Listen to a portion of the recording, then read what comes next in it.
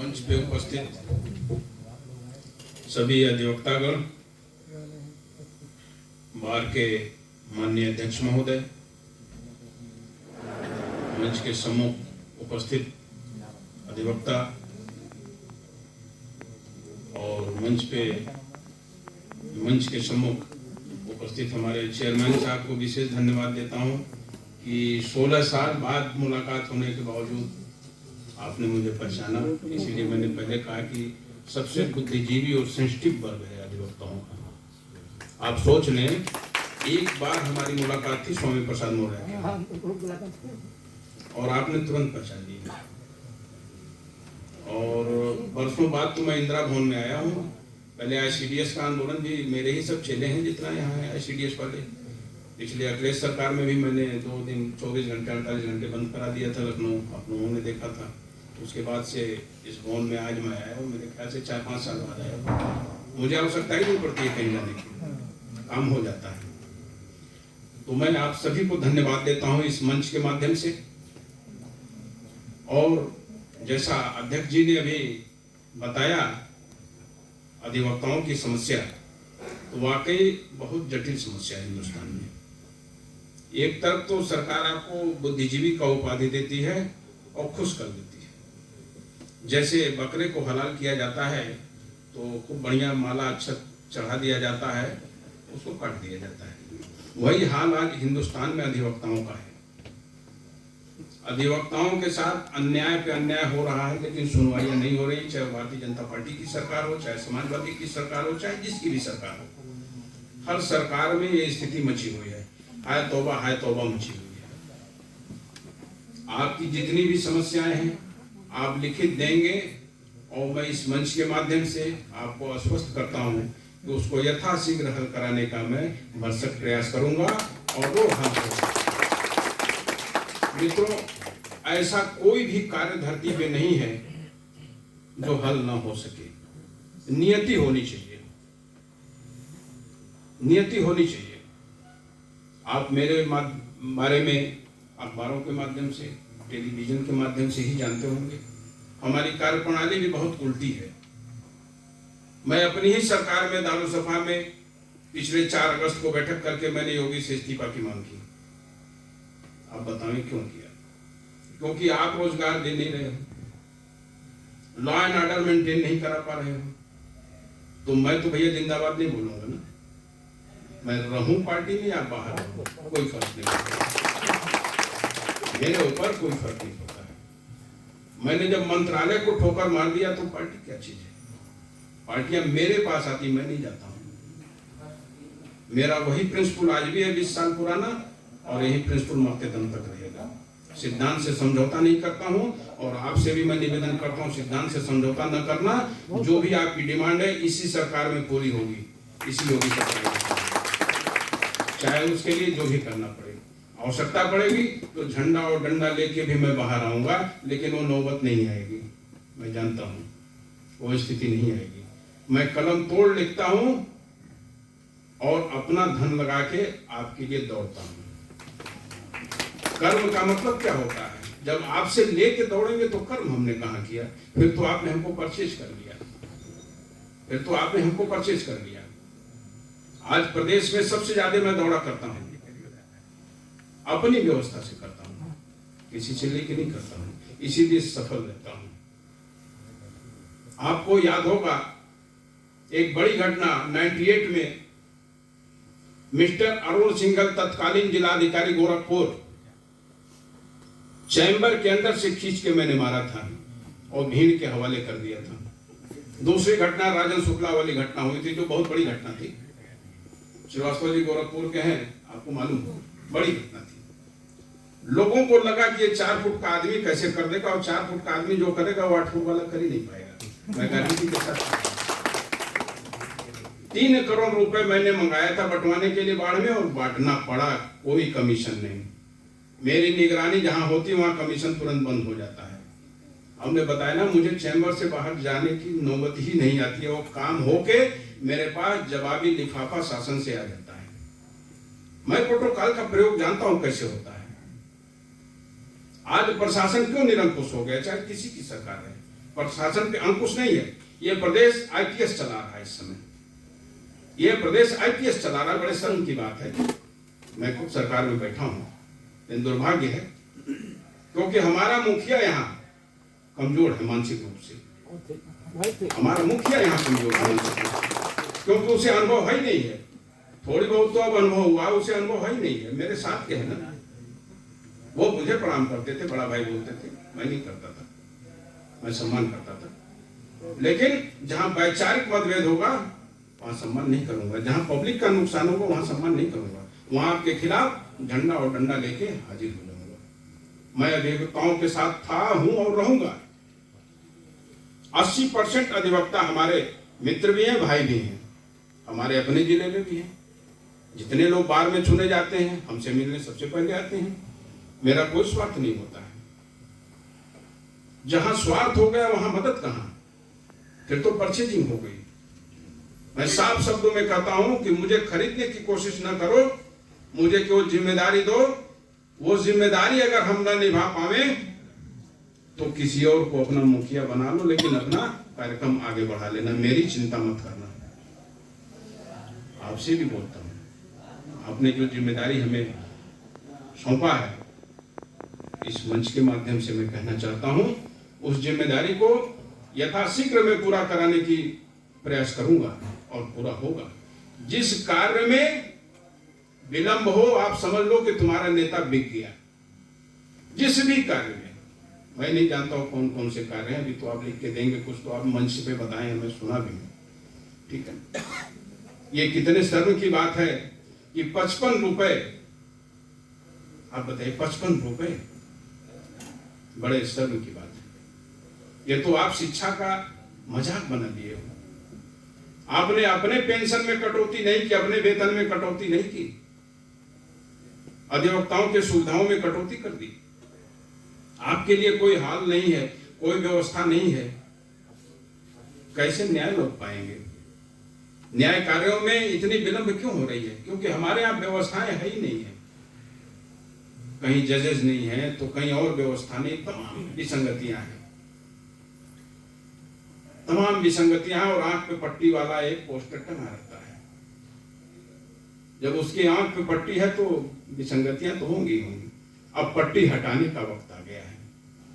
जो स्टैचू रहता है कोर्ट में आंख पे पट्टी, अब उसे हटाने की जरूरत है। जिस दिन वो पट्टी खोल देंगे उस दिन सरकार हिल जाएगी, और पट्टी आप ही हम मिलकर खोलेंगे, आप ही हम मिलकर खोलेंगे, और जनता आपके साथ खड़ी रहेगी, आम जनता भी खड़ी रहेगी।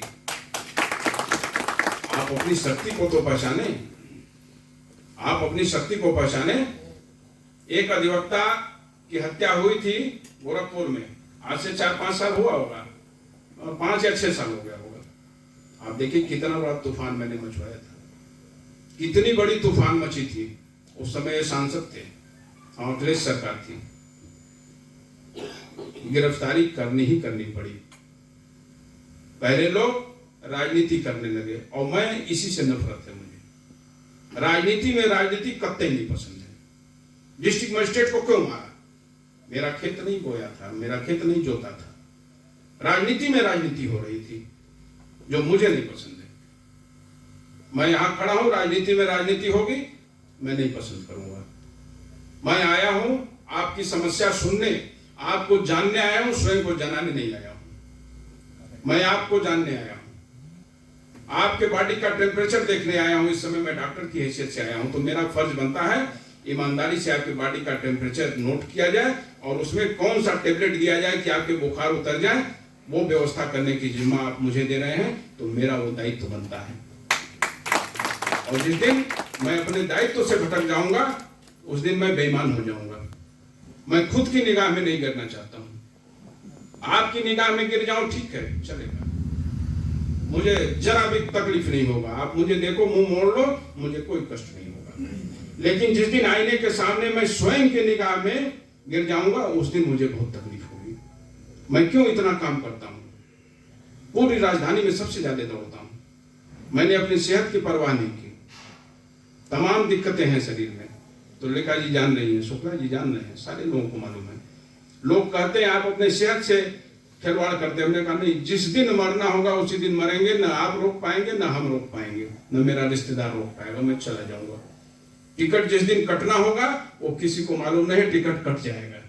तो अगर ईश्वर अपना काम नहीं छोड़ता है तो मैं अपना काम कैसे छोड़ता? तुमने भेजा है मुझे धरती पे काम करने के लिए, तो लो मैं चाप के काम करता हूं। कितना काम मुझसे लोगे तुम भी याद करोगे कि भाई गजब का आदमी मैंने भेजा, इसने अपने स्वास्थ्य से भी समझौता नहीं किया और लगातार चोट पे चोट में देता गया, लेकिन टस से मस नहीं हुआ। तभी जाके हम जिस लक्ष्य को चाहते हैं हासिल कर लेते हैं। अभी तक कोई ऐसी लड़ाई नहीं हुई है, आप वेबसाइट हमारे लॉगिन करके देखें, कोई ऐसी लड़ाई नहीं हुई जिसे जीता न जा सके, क्योंकि मेरा कोई स्वार्थ नहीं था। लड़ाइयां तब लोग हारते हैं जहां उसमें राजनीति एंट्री करती है, वहां लड़ाई हार जाते हैं लोग। यहाँ न वोट का लालच न नोट का लालच। मैंने कभी मंचों से ये नहीं बोला कि आप फला पार्टी को वोट देना। आप साइट खोल के देख लो, कहीं एक शब्द मैंने नहीं बोला है कि आप फला पार्टी को वोट देना। मैंने हमेशा कहा, अपने प्रेस वार्ता में भी कहा हूं कि आपको लगता है कि फला पार्टी का नेता बढ़िया काम करेगा तो वोट उसको देना, क्योंकि रोड पे हमको और आपको ही चलना है। मुख्यमंत्री तो हेलीकॉप्टर से निकल जाएगा, चलना हमको आपको है। इसलिए भाई सोच समझ के, किसी भी पार्टी का हो, इसलिए नहीं कि ओझा जी आए हैं तो दे देना, ना ना ना। इस रोड के गड्ढे हमारे ही पैर में चुभन पैदा करेंगे। इसलिए आप सोच समझ के न्याय कीजिए और निर्णय कीजिए। ये मैंने हमेशा अपने प्रेस वार्ता में भी कहा है, जनसभाओं में भी कहा, चुनावी जनसभा में भी बोला हूं। चुनावी जनसभा भी आप जितना देखेंगे उसमें भी मैंने यही चीज बोला है, प्रेस मीडिया में भी यही चीज बोला हूं और आज भी यही चीज बोल रहा हूं। मैं सरकार का नुमाइंदगी करता हूं, बेहतर ढंग से करता हूं, बहुत बेहतर ढंग से करता हूं, आपके लिए भी करूंगा। लेकिन कभी ये नहीं कहूंगा कि आप वोट भाजपा को देना, आप वोट सपा को देना। आपको लगता हो कि फला विधायक फला एमपी बढ़िया है हमारे लिए, हमारे क्षेत्र के लिए, हमारे संस्था के लिए बढ़िया है, तो आप उसे उपयोगी मानना, उसे वोट देना। और वो अगर आपको न लगे बढ़िया तो उसे अनुपयोगी मान के किक कर देना। क्योंकि रोग मत पालो, जितेंद्र ओझा के कहने से बीमारी मत पालना भाई। कह रहे आप कहे थे तो हमने दे, नहीं बीमारी मत पालो, मुझे पाप का भागी मत बनाओ। मैं बनूंगा तो आप भी बन जाओगे, क्योंकि कारक मैं रहूंगा ना। जैसे मीट वाला मीट काटता है तो वो दोषी बाद में है, पहले तो खाने वाला दोषी है। खाने वाला अगर खाना बंद कर दे तो काटने वाला काटना बंद कर देगा। तो पाप का भागी उसे आप बनाते हो, वो स्वयं नहीं बनता है, आप बनाते हो। तो 75% आप हो, 25% में वो है। तो मैं पाप का भागी नहीं बनना चाहता हूं कि आप भाजपा को वोट दे देना, नहीं। भाजपा अगर आपके लिए करना चाहती है, कुछ करती है तो आपका धर्म बनता है, अगर नहीं करती है तो ठोकर मार देना, तुम लात मार देना। ये मैं इस मंच के माध्यम से कहता हूं। अधिवक्ता वो वर्ग है जिसको सर्वश्रेष्ठ सम्मान मिलना चाहिए, क्योंकि आप जस्ट करते हो, सही और गलत का फैसला आपके हाथ में होता है। अपराधी को सजा आपके विधिक ज्ञान की वजह से मिलता है, आपके सूझबूझ से मिलता है। एक छोटी सी चूक हो जाए तो जो गलती नहीं किया वो उसे फांसी मिल जाएगी। ये वो वर्ग है। आप सोचे ना, जिस दिन मुकदमे की आपकी तारीख होती है, ये वर्ग रात दिन मिलके पढ़ता है, उस लॉ को, उस पॉइंट को पढ़ता है कि मुझे कैसे बहस करना है, कैसे क्या करना है कि इस बेचारे को मुक्ति मिल जाए। आप बतावें, आप तो जीवन भर विद्यार्थी हो। एक तो कहावत है कि हर आदमी जीवन भर विद्यार्थी है, लेकिन अधिवक्ता तो साबित करता है कि वो रोज विद्यार्थी है। क्योंकि अगर वो विद्यार्थी न बना रहे तो न्याय सही नहीं हो पाएगा, न्याय सही नहीं हो पाएगा। जो अपराधी हो घूमेगा और जो नहीं अपराधी है वो बच जाएगा। तो इन चीजों को भी अगर हमारी सरकारें न सोचें, आपके बौद्धिक क्षमता का उपयोग न किया जाए, तो लानत है, ऐसी सरकार को गिरा देनी चाहिए। ऐसी सरकार को तुरंत गिरा देनी चाहिए। इलेक्शन नजदीक है, इलेक्शन नजदीक है, चोट तेज करिए, एकता लाइए और चोट पे चोट करिए। मैं आपके साथ खड़ा मिलूंगा। जहां बुलाएंगे, जिस चौराहे पे बुलाएंगे मैं वहां बैठूंगा, लेकिन आपके कार्य को बगैर कराए टस से मस भी नहीं होगा। लाठी चलेगी, चलने दो, कोई दिक्कत नहीं है। वैसे वो नौबत आती नहीं हमारे किसी भी मीटिंग में, क्योंकि उससे पहले मैं खुद ही चलवा देता हूँ। आप देख लें, उससे पहले मैं खुद ही चलवा देता हूँ। अभी जब 48 घंटे बंद कराया था, किसी की हैसियत नहीं थी। मेरे पास विशेषज्ञ हैं इस कार्य के। मैं बताया ना कि 4 फुट का आदमी बहुत उपयोगी होता है, और ये भी 4 फुट का आदमी आपका कार्य कराएगा बिना किसी स्वार्थ के। मैंने पहले कहा, परचेजिंग मुझे नहीं पसंद, मुझे कोई सुविधा नहीं चाहिए आपसे, केवल आपसे आशीर्वाद और प्रेम चाहिए।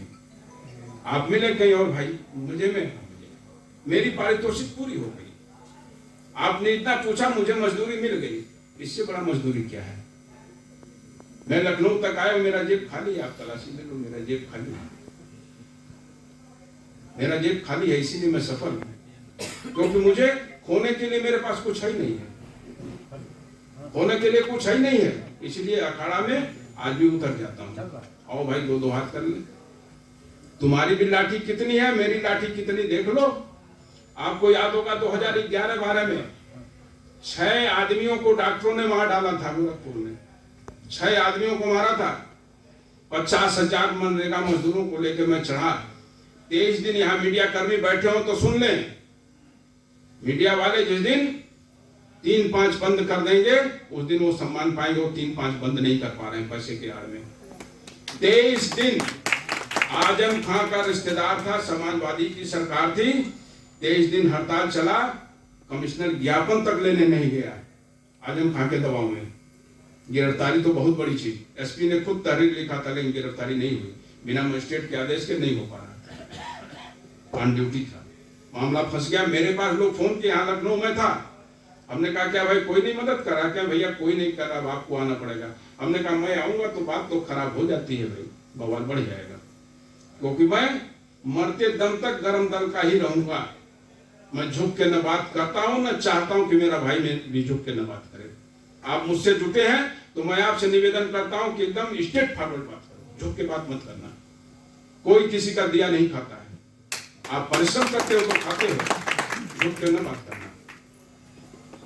तो मैं गया, 24 घंटे के अंदर आप साइट खोल के लॉगिंग करके देखें, 50,000 मजदूर आके खड़े हो गए, और माइक पे डीजे लगा के मैंने अनाउंस किया था कमिश्नर को मारने के लिए। 5 मिनट का टाइम दिया था। 5 मिनट में या तो तुम बाहर आओ, नहीं मैं अंदर आऊंगा। तो मैं जो करता हूं सब लोग जानते हैं। 5 मिनट कौन कहे, जो काम 23 दिन से नहीं हो रहा था, 23 मिनट भी नहीं लगा, तुरंत हो गया। 7 कंपनी पीएससी तैनात हुई, चारों डॉक्टर जो है क्रिमिनल घोषित किए गए, जेल की हवा है। तो ऐसे काम होता है। वहां हम भी चले जाएं, कॉलर टाइट करके फोटो खिंचवा के और 3-5 बतिया के गिरफ्तारी देख चले, क्या मतलब है? नाटक बंद करो। कब तक तुम जनता को बेवकूफ बनाओगे? नेता अल्प आयु क्यों मर रहा है? अल्प आयु अपने कुकर्मों से मर रहा है। जितना भी पॉलिटिकल आदमी 50 पार कोई नहीं कर रहा, 50 पार कोई नहीं कर रहा। मुझे इतनी बीमारी में 50 पार करूंगा, मैं सैकड़े को पहुंचूंगा, आपके सामने पहुंचूंगा। सेंचुरी में हूं, आप सेंचुरी में पहुंचूंगा, आपके सामने पहुंचूंगा। क्यों? मेरा विल पावर कहता है कि तू आईने में शर्मिंदगी नहीं महसूस करता, इसलिए तू लंबा जिएगा और समाज को लंबा न्याय दिलाएगा। जो भी न्याय है लंबित उसे दिलाएगा। मुझे जिस कार्य के लिए भेजा गया उस कार्य को करना मेरा दायित्व बनता है। माननीय शुक्ला जी ने, माननीय तुलिका जी ने कहा कि आपको आना है हर हालत में। हमने कहा मैं एकदम आऊंगा। आप लोगों के लिए मैं चौराहे पे खड़ा होना पड़ेगा, मैं खड़ा रहूंगा। और बताओ मुझसे आप क्या चाहते हो? मैं आया कि नहीं आया? आप 5 भाई आते तो भी मैं पूरी टाइम देता, अभी तो 50 और 5 आते तो भी मैं टाइम देता। ये नहीं है कि आप हाल भरा रहे तभी मैं टाइम दूंगा। आप आए हो अपना दर्द लेके, मुझसे बताना चाहते हो, तो मैं इतना बड़ा दुष्ट आत्मा बन जाऊं कि कान में रुई डाल लूं, आपकी बात ना सुनूं, क्योंकि आपकी संख्या नहीं हो तो राजनीति हो गई। तो काम की बात नहीं रही, वो तो राजनीति हो गई, जिससे मुझे शुरू से नफरत था। मैंने इन पदों को क्यों ठोकर मारा? इसीलिए मारा कि मैं लेन देन नहीं कर पाऊंगा, मैं बेईमानी नहीं कर पाऊंगा। मैं उस औलाद के लिए कमाना चाहता हूं कि मरने के बाद मेरी बॉडी को तुरंत उठा के फेंक दो, धुलाई उलाई कर दे, पोछा लगा दे, कह दे तो बहुत बदमाश था, बड़ा लूट लिया। जब उसको दारू का नशा चढ़ेगा तो अपने बाप को गाली देगा, अरे मेरा बाप तो साला बहुत बेईमान था, लूट लिया पूरे हिंदुस्तान को, मेरे पास पैसे क्या कमी है। उसके बाद वो अय्याश हो जाएगा। आज मेरे यहाँ बच्चे को आप जाइए देखिए, मैंने वो संस्कार दिया है। आप आए हैं, आपको प्रणाम करेंगे, आपको एक गिलास पानी और चाय ऑफर करेंगे।